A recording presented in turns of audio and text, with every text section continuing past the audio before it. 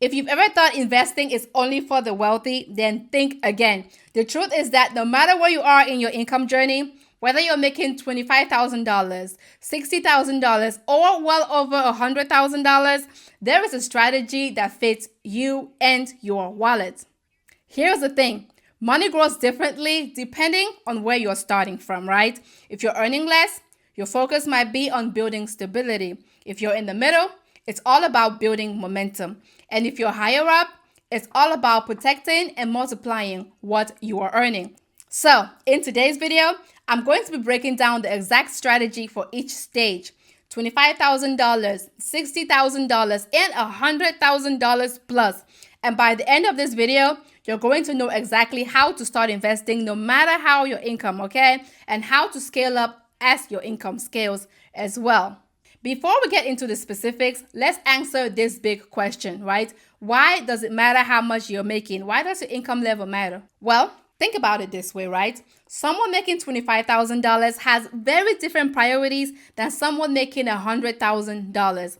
At $25,000, you might be dealing with a tight budget, student loans, or maybe you're dealing with building an emergency fund.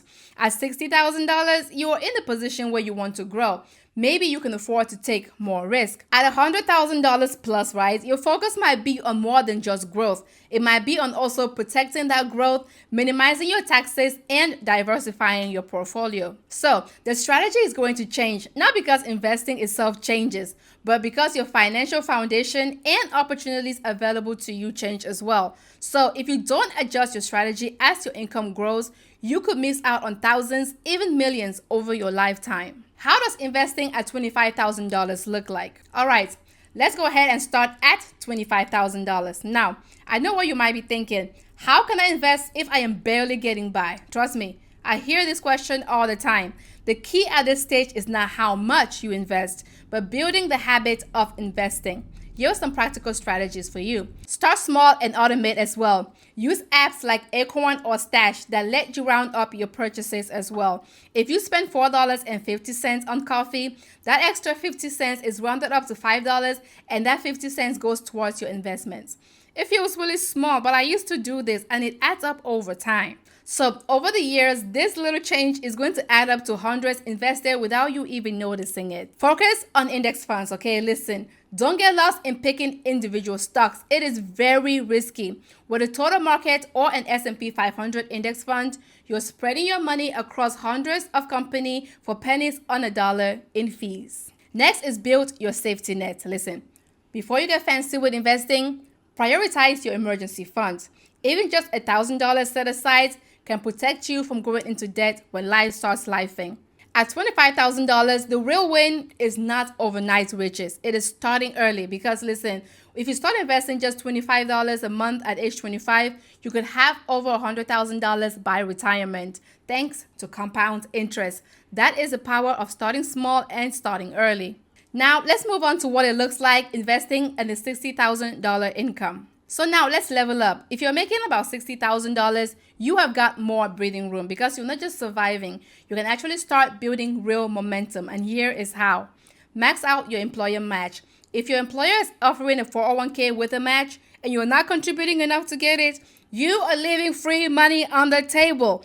If they match 5% and you're making $60,000, that is $3,000 a year that your employer is giving to you.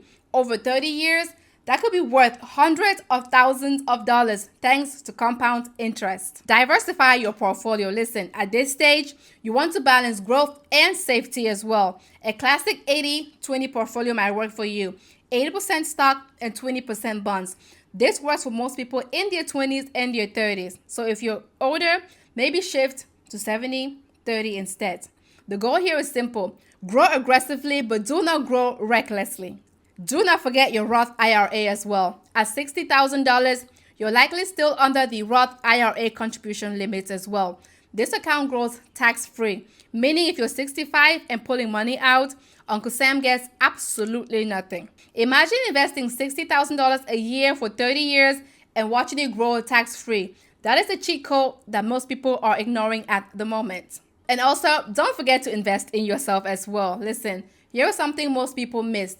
Investing is not only about the stock market. At $60,000, you might have money to take a course, learn a new skill, or even start a small side hustle as well. The return on self-investment often beats Wall Street in the long run. So don't forget to invest in yourself as well. Now, let's talk about those who are making over six figures. Listen, first of all, congratulations and welcome to the club. But here's a trap.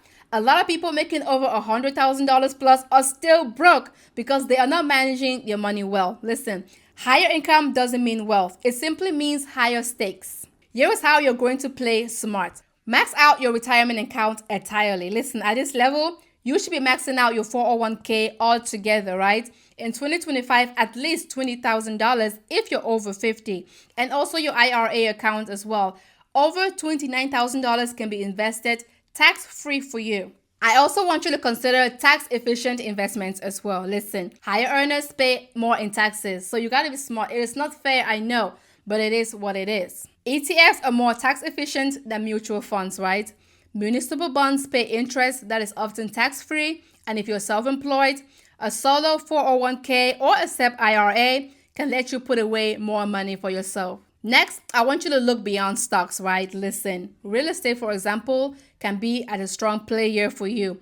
Rental properties can generate passive income and give you tax deductions like depreciation as well. Even REIT or real estate investment trusts can let you invest in properties without actually being a landlord. I am currently investing in REITs, and it allows me to invest in real estate without being a landlord until I am ready to start buying physical properties. Next, I want you to protect your wealth, right? Listen, at this level, you need insurance, life insurance, disability insurance, or maybe even umbrella liability coverage as well. Because wealth is not just about building, it is about protecting yourself as well. Next, let's talk about philanthropy and legacy. Listen, I know this one might sound a little far off, but at $100,000 plus a year, you should start thinking about how your money impacts your future generations, your children, your grandchildren.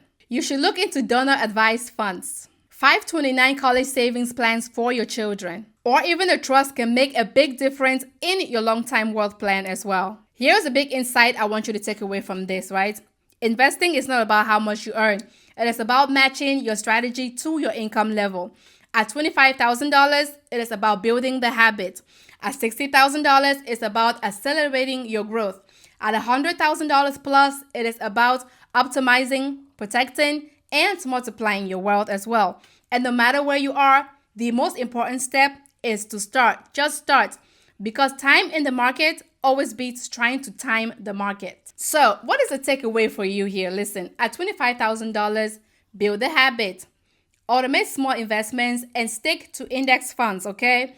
At $60,000, maximize your match, diversify your portfolio, and take advantage of Roth IRAs. And before you go, don't forget to grab my free Spending with Purpose tracker, right? It is linked below. It is going to help you get a grip on your money, no matter what level you currently are at. If you found this video helpful, hit that like button, subscribe for more financial tips, and I'm going to see you in the next one. And always remember that the best time to invest in yourself was yesterday. The second best time is now. You got this.